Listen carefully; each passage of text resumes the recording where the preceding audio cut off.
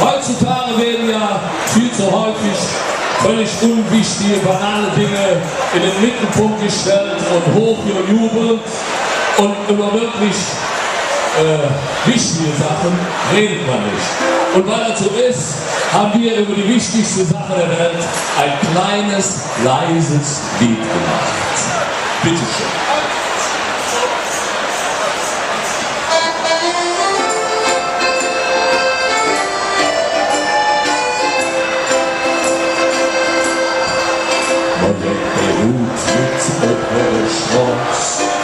Und wo der Zahnarzt mit in der Nacht und fährt ein Auto mit auf der Autobahn und Plakomat sämtliche Äpfel an, den des Morgens nicht über Nacht.